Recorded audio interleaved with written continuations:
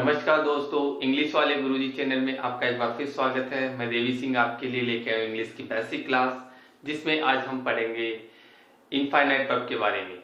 Infinite verb में भी infinitive चल रहा अपना। इन्फिनिटिव दो प्रकार के होते हैं, फुल इन्फिनिटिव और bare infinitive. Full infinitive to plus verb की फर्स्ट फॉर्म होती है और बेयर इन्फिनिटिव ओनली वर्ब की बेसिक फॉर्म, इसमें टू का प्रयोग नहीं किया जाता। तो पिछली क्लास में हमने फुल इन्फिनिटिव के बारे में डिटेल से डिस्कस किया था। आज हम बात करेंगे पेयर इन्फिनिटिव। पेयर इन्फिनिटिव क्या होता है और इसका यूज कहां पे होता है। जैसे जिनका सेंटेंस में प्रयोग होता है तो उनके बाद हमेशा किसका प्रयोग किया जाएगा, V1 यानी bare infinitive basic form V1 bare infinitive का प्रयोग होता है। जैसे had better,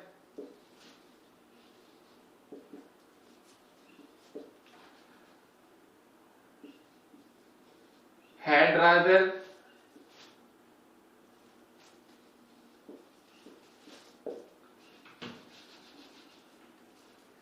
had sooner, would rather,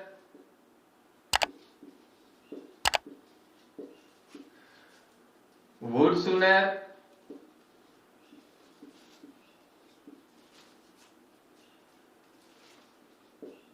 rather than,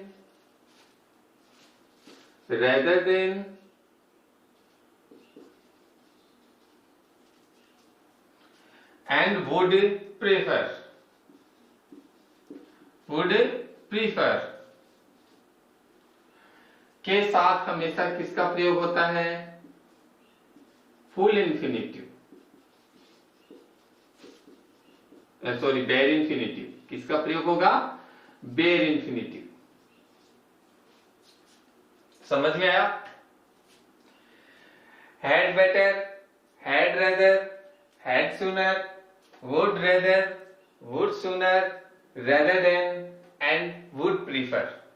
इनके बाद हमेशा किसका प्रयोग होगा, पेयर इन्फिनिटिव। एग्जांपल ले लेते हैं एक दो।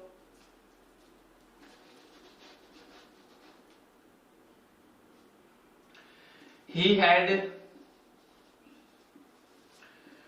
better have ice cream,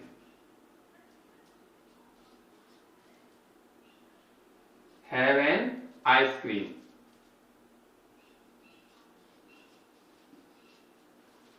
example देखिए, he had better have an ice cream। तो देखिए यहां पे जो had better आ रहा है ये हार्ड वर्ड है।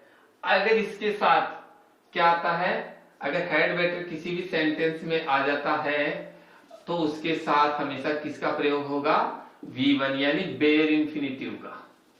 समझे, क्लियर हो गया।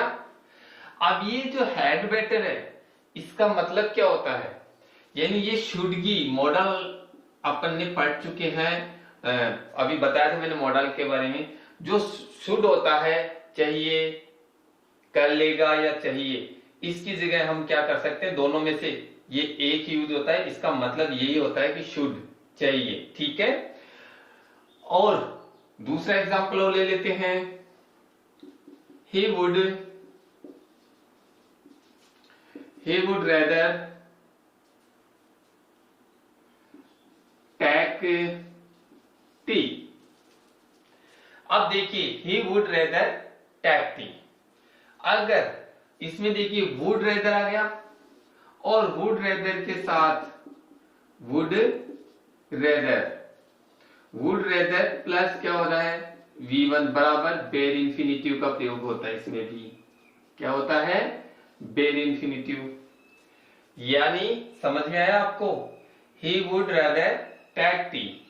तो यहां पे तो इसका अर्थ शुड होता है एक का, और ये दोनों, इन दोनों का अर्थ क्या होता है, शुड में लेते हैं। बाकी जो शेष हैं उनका प्रयोग आपने देखा होगा, would like to, would like to, यानी इसका अर्थ क्या होगा, वुड लाइक टू। इसका मतलब ये होता है मैं ये करना पसंद करूंगा, ये खाना पसंद करूंगा, ये पीना पसंद करूंगा। इसमें देखिए मैं क्या चाय लेना पसंद करूंगा। तो इन सभी का अर्थ क्या निकलता है, वुड लाइक टू, या इनको भी यूज कर सकते हैं, इन हार्ड वर्ड को भी। ठीक है, चलिए ठीक है, एक एग्जांपल और ले लेते हैं। he would die rather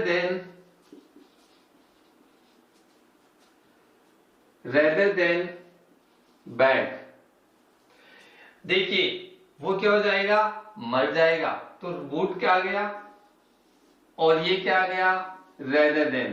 तो देखिए रेदर देन जहां पर भी आ जाता है, रेदर देन वहां जहां पर भी आ जाता है, वहां पे हमेशा क्या प्रयोग होता है, V1 का प्रयोग होता है।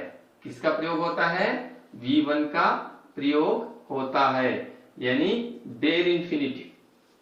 कोई दिक्कत, यानी ये कुछ एग्जांपल्स हैं। अब एक एग्जांपल ले लेते हैं प्रेफर का, जहां पे इनके साथ हम देन का प्रयोग कर सकते हैं, इनके साथ हम सभी के साथ देन भी लगा सकते हैं ऑब्जेक्ट के रूप में, लेकिन प्रेफर में हमेशा देन नहीं लगता। तो इसका एग्जांपल ले लेते हैं। he would prefer coffee to tea। अब यहां देखिए ये क्या आ गया, वुड प्रेफर। और वुड प्रेफर को जब अपन दो ऑब्जेक्ट को तुलना करते हैं, दो ऑब्जेक्ट की तुलना करते हैं, तो देन की बजाय क्या होगा, प्रीफर में हमेशा टू का प्रयोग होता है, ना कि देन का। इसमें दो ऑब्जेक्ट की प्रयोग, दो वर्ड्स की वो हो रही है, तुलना कर रहे हैं, कंपेयर कर रहे हैं, तो इसके लिए हमेशा हमें क्या यूज किया, देन का। लेकिन यहाँ पे हमेशा टू का प्रयोग होता है वुड प्रेफर के साथ। क्या होता है, वुड प्रेफर के साथ, वुड प्रेफर के साथ किसका प्रयोग होगा, वुड प्रेफर के साथ हमेशा टू का प्रयोग होगा। ठीक है, और फिर हम इसकी जगह और भी यूज कर सकते हैं। तो आप समझ में आ गया। हाँ, या फिर ये दो ऑब्जेक्ट है, इसकी जगह अपन वर्ब भी ले सकते थे। क्या कर सकते हैं, जैसे ही वुड प्रेफर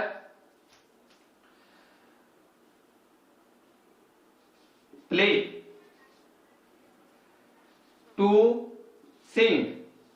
अब देखिए he would prefer play to sing, दो वर्ब का कंपैरिजन हो रहा है, तो इसमें हमेशा देखिए टू का प्रयोग, यानी वह खेलना पसंद करेगा गाने की बजाय।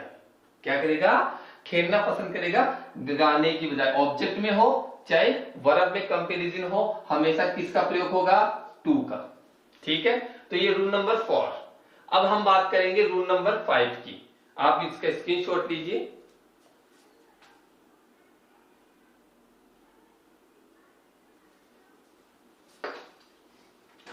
अब जो रूल नंबर 5 है,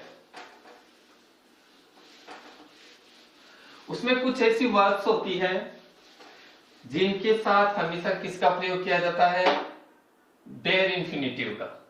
कुछ वर्ड्स होती हैं जिनके साथ हमेशा बेयर इंफिनिटिव। वो वर्ड्स कौन कौन सी हैं, पहली है रूल नंबर 5, लेट। सुना ना, सी, वॉच, नोटिस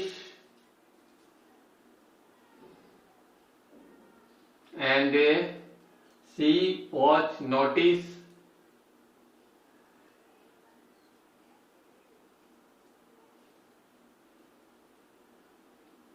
और कौन सी हो गई,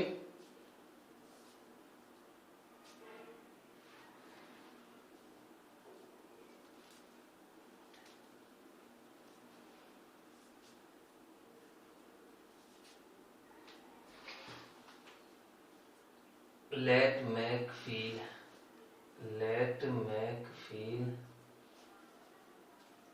let, make, feel, hear, see, watch, behold, notice, bid, help, know।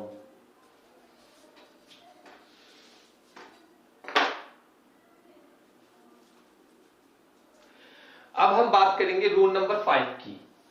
Rule number 5 में कुछ ऐसी जो वर्ब है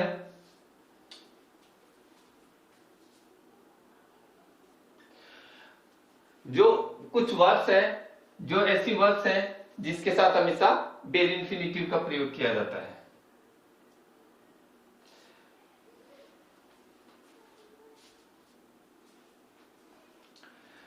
अब हम बात करेंगे रूल नंबर 5 की। रूल नंबर 5 में कुछ ऐसी वर्ब्स हैं जिनके साथ हमेशा बेयर इंफिनिटिव का प्रयोग किया जाता है। वो वर्ब कौन कौन सी है, चलिए स्टार्ट करते हैं। लेट,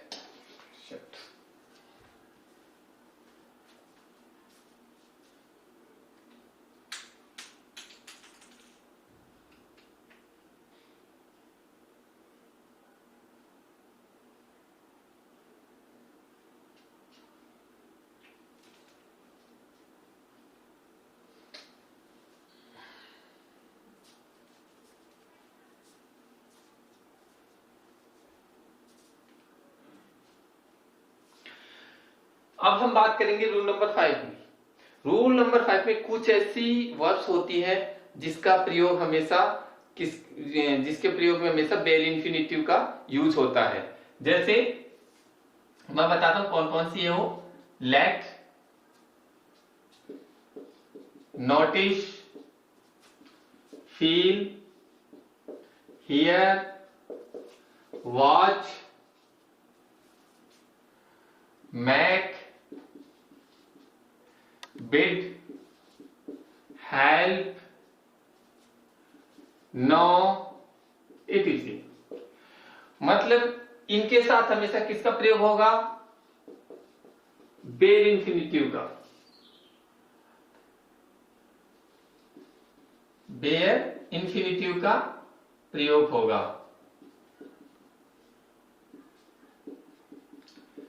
बेयर इंफिनिटिव का प्रयोग होता है कब, जब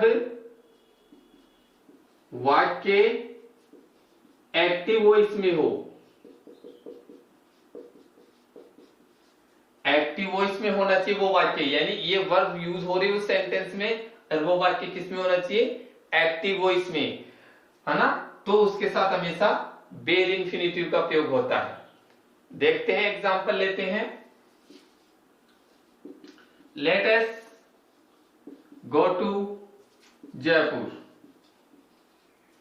देखिए, लेट अस, लेट का प्रयोग हो रहा है सेंटेंस में, लेट का प्रयोग हो रहा है।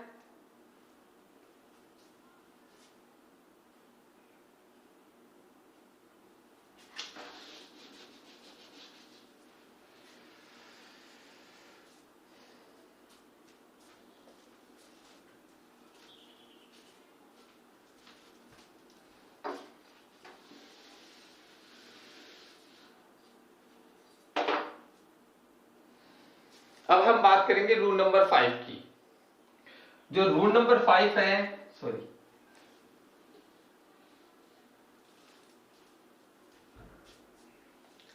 अब हम बात करेंगे रूल नंबर 5 की। जो रूल नंबर 5 पे कुछ ऐसी वर्ब्स होती हैं जिनके साथ हमेशा किसका प्रयोग किया जाएगा, सेंटेंस में कुछ ऐसी वर्ब होती है जिनके साथ हमेशा बेयर इंफिनिटिव का प्रयोग करेंगे। किसका प्रयोग करेंगे, बेयर इंफिनिटिव का। वो वर्ब कौन कौन सी है, देखिए। Let, watch, sorry, let, watch, see, notice, know, help, make, bid, etc, hear, etc। यदि etc में यदि सेंटेंस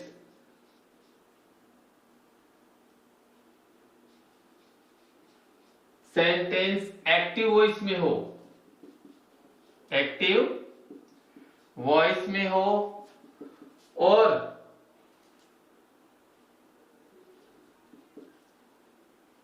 और उसके बाद ऑब्जेक्ट हो, तो बेयर इंफिनिटिव का प्रयोग होता है।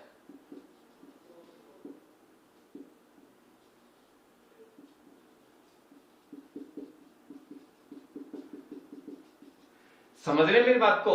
यानी ये वर्ब आ जाते हैं। और वो सेंटेंस किसमें हो, एक्टिव वॉइस में हो, यानी टेंस का वाक्य हो या एक्टिव वॉइस हो। एक्टिव वॉइस किसको कहते हैं, टेंस के वाक्य को कहते हैं ना। और उसके बाद में कोई ऑब्जेक्ट भी होना चाहिए। क्या होना चाहिए, ऑब्जेक्ट, तब जाके क्या होगा, बेर इंफिनिटिव का प्रयोग होगा। एग्जांपल लेते हैं, ऐसे समझ में नहीं आएगा। Late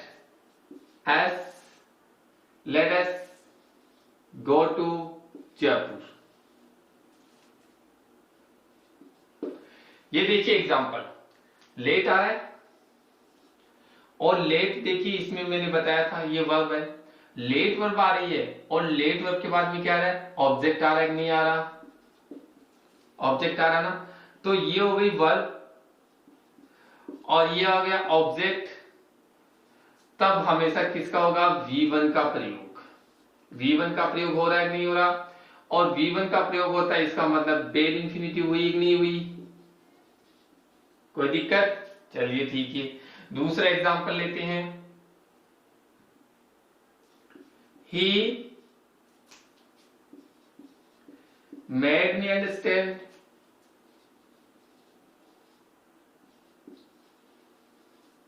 he made me understand. ये देखिए ये क्या आ रहा है, मेड आ गया, यानी मेड की सेकंड फॉर्म क्या होती है, मेड होती है, मेड की सेकंड फॉर्म मेड होती है। और इसमें देखिए ये वर्ब हो गई और वर्ब के बाद में क्या है, ऑब्जेक्ट, बिल्कुल क्लियर है देखिए। और ऑब्जेक्ट के बाद में हमेशा किसका प्रयोग होता है, V1, यानी बेर इंफिनिटिव हुआ नहीं हुआ, कोई दिक्कत, क्लियर, चलिए ठीक है। यानी ये एक्टिव वॉइस में है, ये वाक्य किसमें है, एवी में, ये वाक्य किसमें है, एवी में। अगर ये वाक्य पैसिव वॉइस में हो, क्या हो, अगर पैसिव वॉइस में हो, यदि पैसिव में हो, पैसिव में वाक्य हो तो फिर टू का प्रयोग करते हैं। किसका प्रयोग करते हैं, टू का प्रयोग। कैसे, यानी अगर ये वाक्य पैसिव वॉइस में बनाना हो अपन, तब टू का प्रयोग होगा। एग्जांपल लेते हैं, इसी को कर लेते हैं, लेकिन लेट को छोड़कर किसको का प्रयोग करते हैं, किंतु लेट में नहीं होगा, लेट में नहीं होगा, लेट में बेर इंफिनिटिव का प्रयोग होगा, ठीक है ना। अब इसका एक एग्जांपल ये ले लेते हैं, देखिए जैसे पैसिव वॉइस बनाते हैं पास्ट में है ये, तो कैसे बनाएंगे, आई, मी का क्या हो जाएगा, I was made, third form लगती है पैसिव वॉइस में, आई वाज मेड। अब देखिए मेड, इसके बाद में अंडरस्टैंड आ गया, तब हम क्या करेंगे, इस अंडरस्टैंड को क्या करेंगे, टू में बदल देंगे और ये लिए अंडरस्टैंड, अंडरस्टैंड, और ये हो गया बाय हिम, और ये यानी ऑब्जेक्ट, सब्जेक्ट का ऑब्जेक्ट बन गया। तो कहने का मतलब है, हो गया ना, ये पैसिव हो गया, पैसिव मतलब पैसिव हो गया ना, पैसिव हमेशा टू का साथ लेता है और टू प्लस V1 का प्रयोग, यानी फुल इंफिनिटिव। तो समझ गए, पैसिव में बेर इंफिनिटिव का प्रयोग नहीं होता, क्लियर, समझ में आ गया, चलिए ठीक, आप इसका स्क्रीनशॉट लीजिए, ठीक है। इस प्रकार आज बेर इंफिनिटिव है वो आपका कंप्लीट हो चुका है। यानी आज बेर इंफिनिटिव का प्रयोग कहां करते हैं, कैसे करते हैं, ये आज हमने जाना। आशा करता हूं आपको वास्तव में ये समझ में आया होगा। इसके कुछ एग्जांपल्स या अपन इसके एमसी टाइप के क्वेश्चंस लेंगे, जो अगले वीडियो में जब वर्क कंप्लीट हो जाएगी उसके बाद में डिटेल से इसके आंसर या इनको सॉल्व करने की कोशिश करेंगे सभी वर्ब्स को। तो बेर इंफिनिटिव क्लियर हुआ। अब हम बात करेंगे नेक्स्ट में जेरेंड की। जेरेंड क्या होता है, आज की वीडियो में इतना ही। अगर आपको मेरा वीडियो पसंद है तो आगे शेयर करें। मिलते हैं नेक्स्ट वीडियो में, धन्यवाद।